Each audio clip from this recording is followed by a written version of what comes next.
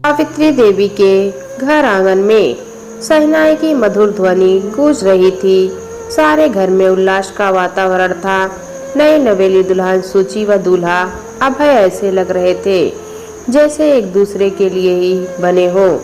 अभय का साथ पाकर सूची प्रसन्न थी, परंतु दिन बीतने के साथ सूची को यह एहसास होने लगा कि एक असमानता उसके व अभय के बीच है। सूची जहाँ एक प्रगतिशील परिवार की मेधावी लड़की थी, वहीं अभय का परंपरागत रूढ़िवादी परिवार था।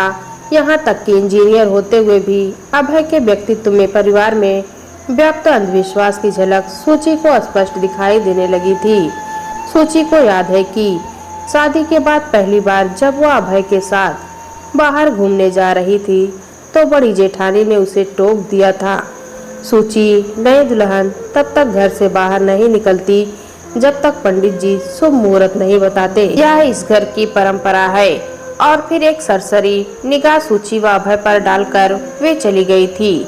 सूची तब और दुखी हो गई जब अभय ने भी उसकी बात मानकर घूमने जाने का कार्यक्रम स्थगित कर दिया। हर रोज इसी तरह की कोई न कोई घटना होती। सूची का मन विद्रोह करने को आतुर हो उठता, परंतु नई बहू की लज्जा उसे रोक देती। हर एक कार्य के लिए सावित्री देवी को पंडित से सलाह लेना जरूरी था। घर का हर सदस्य पंडित की बताई बातों को ही मानता था। इसके लिए पता नहीं कितने रुपए पंडित के घर पहुंचा दिए जाते। दिन बीतने लगे। अभय को सूची समझाती पर बचपन के संस्कार और जो अंधविश्वास उसमें भर दिए गए थे उनसे वह मुक्त नहीं हो पा रहा था। तभी एक दिन घर के सदस्यों को सूची के पांव भारी होने की खबर मिली तो सारे घर में खुशी की लहर दौड़ गई। जल्दी से सूची की सास सावित्री देवी मंदिर में प्रसाद चढ़ा आई। उधर खबर मिलते ही पंडित रामधन शास्त्री अपने पोते पत्रियों को लेकर आ धमके। भरपेट जलपान करने के बाद अपनी भारी भरकम तोत पर हाथ फेरते हुए पंडित सावित्री देवी से बोले, देखो पुत्री, अब तुम्हें बहू का खास ध्यान रखना होगा। पूरे 9 महीने बहू को मुहूर्त देखकर ही घर से बाहर निकलने देना होगा। और हाँ, कोई ऊंच नीच ना हो, इसके लिए भी उपाय करने होंगे। क्या उपाय है पंडित जी? मैं आने वाले बच्चे की भलाई के लिए सब करूंगी। सावित्री देवी पंडित रामधन शास्त्री के चरणों में झुककर बोली। मुस्कुराते रामधन शास्त्री मन ही मन प्रसन्न थे कि चलो अब साल भर तक तो मुफ्त का चढ़ावा मिलेगा। फिर बोले, देखो पुत्री, अभी अभी बहू के पांव भारी हुए हैं, इसलिए अभी तुम्हें हवन कराना होगा ताकि शुरू का महीना ठीक से बीते। कितना खर्च आएगा पंडित जी? सावित्री देवी ने पूछा। यही कोई 5000 रुपए। हवन की सामग्री मंगानी होगी और मेरे साथ हवन संपन्न कराने 4 ब्राह्मण और आएंगे। पंडित बोले। सावित्री देवी पैसे ले आई। लीजिए पंडित जी, अब सब जिम्मेदारी आपकी है। और हाँ, हवन शीघ्र करवाइए। चिंता ना करो पुत्री, सब भला होगा। अपनी पोथी उठाकर शास्त्री जी उठ खड़े हुए। सूची यह सब देखकर दुखी हो उठी। हिम्मत करके सावित्री देवी के पास जाकर बोली, माँ जी, विज्ञान के इस युग में पंडितों की बात का विश्वास नहीं करना चाहिए। ये हवन पूजन सब अंधविश्वास है। माँ जी, देखो बहू, माना तुम नए जमाने की हो, पर हमने भी दुनिया देखी है। ये केस धूप में सफेद नहीं हुए हमारे। और हाँ, आइंदा हमारे काम में दखल नहीं देना। सावित्री देवी बोली। सूची चुप हो गई। वह समझ गई कि माँ जी उसकी बात नहीं समझेंगी। माँ जी क्या, इस परिवार का कोई भी सदस्य नहीं समझेगा। कुछ दिन बीतने के बाद पंडित रामधन शास्त्री अपने साथी पंडितों के साथ हवन कराने आ पहुँचे। सावित्री देवी ने उन्हें आदर पूर्वक बैठाकर उनके चरण स्पर्श किए। फिर परिवार के सभी सदस्यों ने भी उनके चरण स्पर्श किए। पंडित जी, हवन करने से अब बाधाएं दूर हो जाएंगी ना? सावित्री देवी बोली। हाँ पुत्री, सब कुशल होगा। पंडित जी बोले। सूची को भी अभय के साथ हवन में बैठना पड़ा। मन ही मन इन ढोंगी पंडितों को देखकर सूची दुखी थी, पर परिवार के सभी सदस्यों के मन पर छाए अंधविश्वास ने जो चक्रव्यूह सूची के इर्द गिर्द रचा था उसे वह तोड़ नहीं पा रही थी। हवन की समाप्ति के बाद पंडित जी और उनके साथियों ने जलपान किया और दान दक्षिणा लेकर विदा ली। रात में सूची ने अभय को समझाने की कोशिश की। अभय, देखो, यह अंधविश्वास है। हवन पूजन में इतना समय और पैसा खर्च करना गलत है। आजकल डॉक्टर ही यह बता सकते हैं कि बच्चा स्वस्थ होगा या नहीं। पंडित तो सिर्फ ग्रहों के झूठे हेर फेर में फंसाकर अपनी रोजी रोटी चलाते हैं। देखो सुचि, माँ और परिवार के बाकी सदस्य तुम्हारे भले के लिए ही सोच रहे हैं। हमारे घर में हमेशा ही पंडितों से पूछकर सारे शुभ कार्य होते हैं, इसलिए तुम चुप रहो, यही अच्छा होगा। अभय गुस्से से बोला। दिन बीतने लगे। सुचि स्वयं को असहाय महसूस करने लगी, पर वह डॉक्टर सीमा के पास जब भी चेकअप के लिए जाती, उसे यह सुनकर तसल्ली मिलती कि सब ठीक है। 2 महीने बाद एक दिन दोपहर को दरवाजे की घंटी बजने पर सावित्री देवी ने दरवाजा खोला तो सामने एक पंडित जी खड़े थे। राम नामी धोती, माथे पर बड़ा सा टीका लगाए, जनेऊ पहने। पंडित जी के हाथों में पोथी पत्रियां थी। अंदर आने का आतुर पंडित जी से सावित्री देवी बोली, मैंने आपको पहचाना नहीं पंडित जी। पंडित जी इधर उधर नजरें घुमाते हुए बोले, घोर संकट पुत्री, घोर संकट। मैं इस घर के सामने से गुजर रहा था, तभी मुझे महसूस हुआ कि इस घर में एक नया मेहमान आने वाला है और उस पर ग्रहों का भारी संकट है। उनका उपाय जरूरी है पुत्री। पर पंडित जी सावित्री देवी की बात बीच में ही काटकर पंडित जी बोल पड़े, कुछ ना कहो पुत्री, तुमने पंडित दीनानाथ शर्मा का नाम नहीं सुना? मैं वही हूँ, मेरी बात कभी नहीं टालना, वरना अनर्थ हो जाएगा। घबराकर सावित्री देवी बोली, जैसा आप कहेंगे वैसा ही होगा पंडित जी। यह सब देखकर सुचि तिलमिला उठी। अब फिर वही सब होगा। राह चलता कोई भी घर आकर पूजा पाठ के बहाने पैसे ऐंठ ले, यह कैसी विडंबना है। वह कुछ कहने ही वाली थी कि तुरंत सावित्री देवी ने उसे घूर कर देखा। सुचि, जाओ स्वामी जी के लिए जलपान लेकर आओ। सुचि मन ही मन दुखी थी। चुपचाप वो अंदर चली गई। उसे समझ में नहीं आ रहा था कि वह क्या करे। उधर पंडित जी पाचंग निकालकर ग्रहों की गणना कर रहे थे। तुम्हारी बहू का 4था महीना चल रहा है ना पुत्री? क्या राशि है बहू की? उन्होंने पूछा।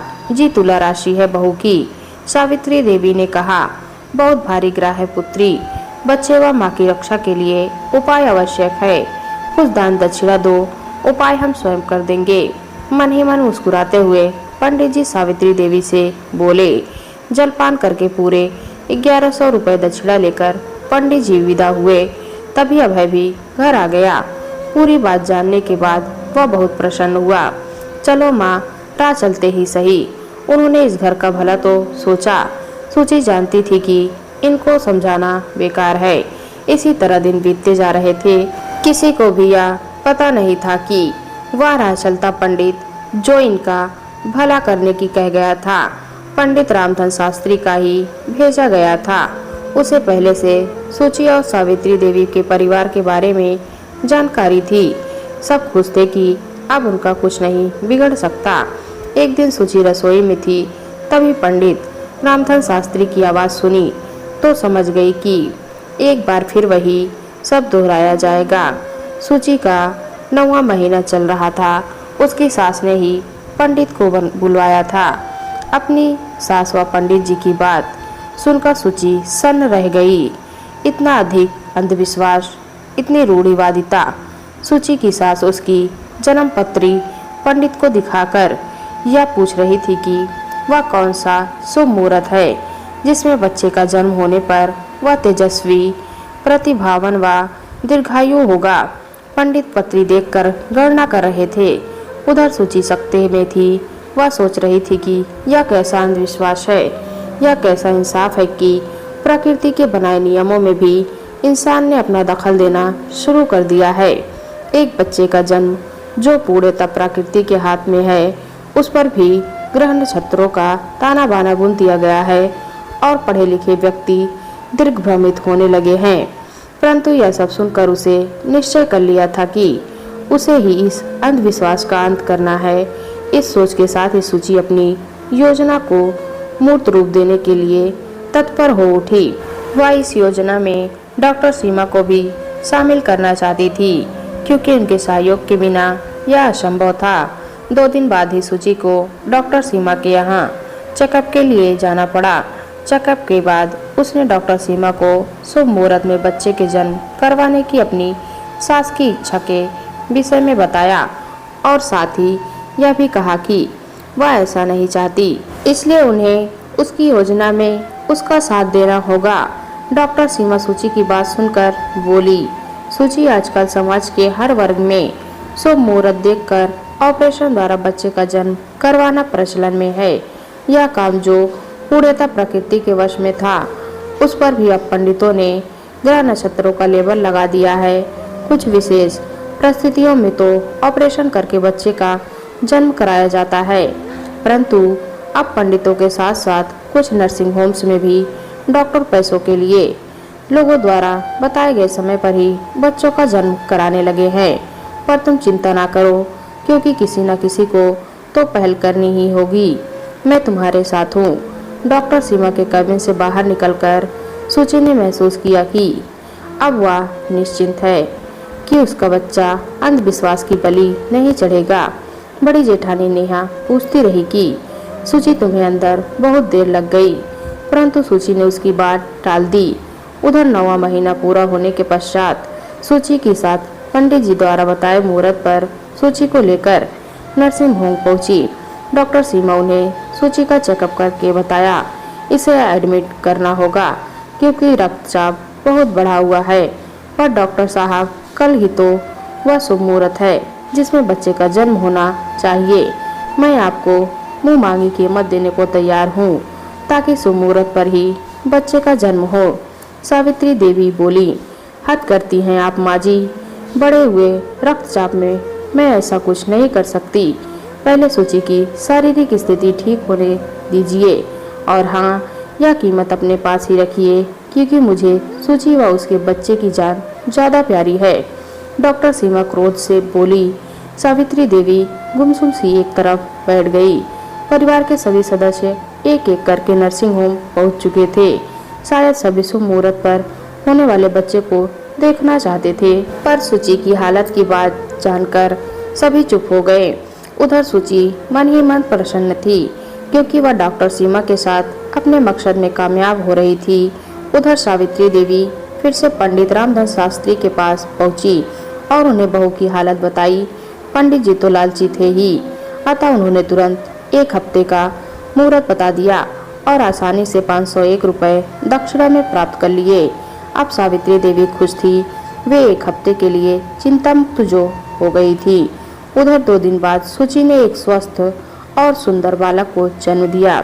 जहां अपने पोते को देख सावित्री देवी व परिवार के सभी सदस्य प्रसन्न थे, वहीं उसके शुभ मुहूर्त में ना होने को लेकर उसके भविष्य को लेकर शंकित भी थे। तभी डॉक्टर सीमा ने वहां प्रवेश किया।